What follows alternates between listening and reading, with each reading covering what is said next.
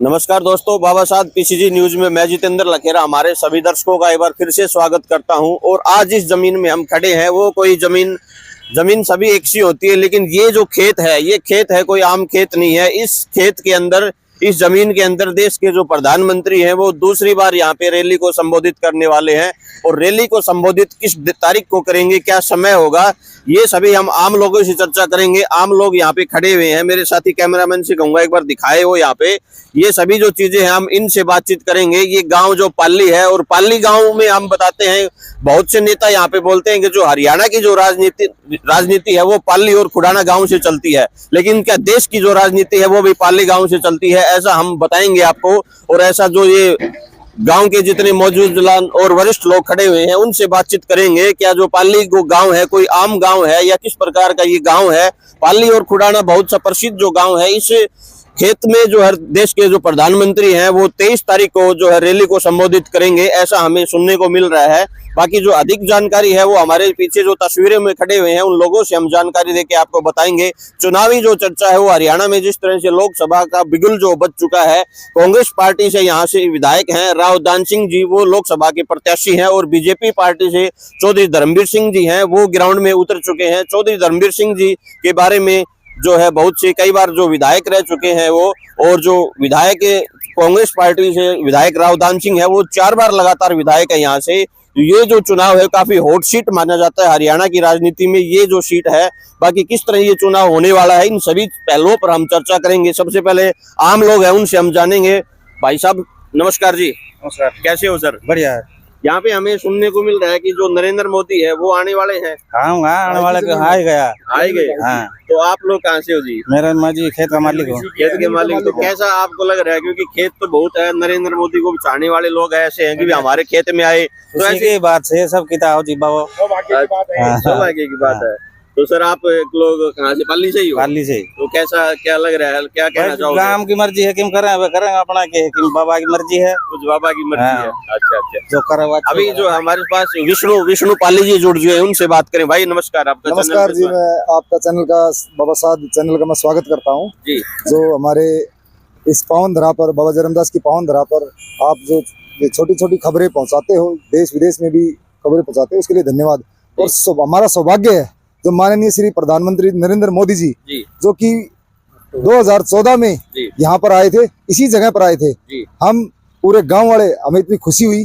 और अब दोबारा से ये हमारे बाबा जरमदास जी का आशीर्वाद से ही प्रधानमंत्री जी यहाँ आ रहे हैं 23 तारीख को सुबह 9 बजे। और यहाँ कम से कम 1.5 लाख आदमी सभा होने की संभावना है। हमारे पहले हम जगह दूसरी देखी थी, वो जगह कम पड़ रही थी, तो यहीं पर बाबा का आशीर्वाद और मोदी जी की भी, ये मान लो जिन्होंने जमीन दी है उनसे पता नहीं क्या लगाव है कि 3 जगह देखने बाद लास्ट यही फाइनल हुआ है। तो ये बाबा धर्मदास जी का आशीर्वाद है। तो सर इस जो खेत का जो मालिक है वो नरेंद्र मोदी है, कहीं न कहीं संपर्क उनके सर लगातार जारी है।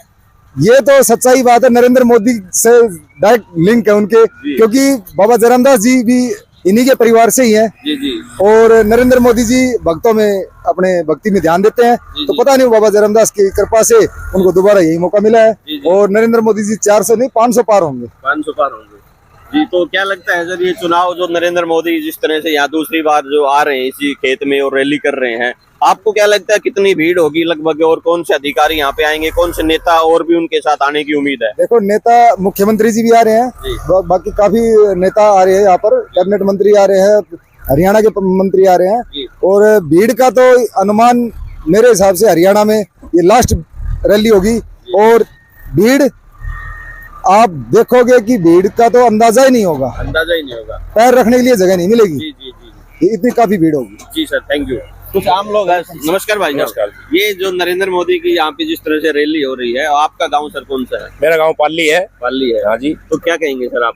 हम ये कहेंगे नरेंद्र मोदी का, हमारा सौभाग्य है कि नरेंद्र मोदी जी दोबारा इसी जगह स्टेज बनेगा, इसी जगह पर रैली हो रही है।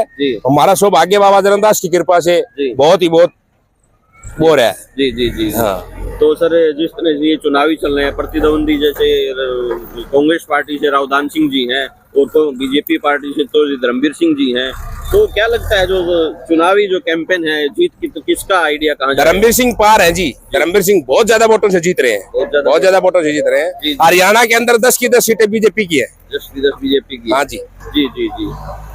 कुछ आम लोग हैं उनसे भी हमने बातचीत की, और जिस तरह से कुछ ग्रामीण है उनसे भी और कर लेते हैं हम बातचीत। आइए एक बार उधर। भाई साहब नमस्कार।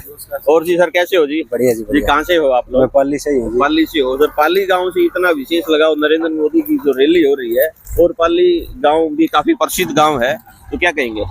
देखो जी, ये है कि ये तो बाबा जयरामदास की कृपा से और हमारे रामविलास जी की कृपा से ये सब चीज हो रही है। जी। क्योंकि जो दुनिया के, हिंदुस्तान के नहीं, जो दुनिया के सबसे लोकप्रिय नेता है, वो दोबारा हमारी इस स्थली पर बाबा जयरामदास की पावन धरा पर आ रहे हैं। तो उनका यहाँ पहुंचने पर और उनके साथ जो भी दर्शक आएंगे, जो भी नेतागण आएंगे, सभी का हम हार्दिक स्वागत। खुशियों का तो शांत हो गया है, तो इससे ज्यादा कुछ कहने की जरूरत नहीं है। तो बहुत भारी वोटों से नरेंद्र मोदी जी तीसरी बार हिंदुस्तान की सबसे बड़ी संसद में जाने वाले हैं, और उनके नेक काम और अच्छे इरादों को देखते हुए पब्लिक उनको पसंद करती है, और जाना भी चाहिए। देश हित के लिए उन्हीं को वोट करेंगे सब। जी जी, थैंक यू। जिस तरह से पार्टी के पदाधिकारी विष्णु ने हमें बताया कि जो 23 तारीख को जो रैली है वो लगभग 9 बजे का समय रखा गया है।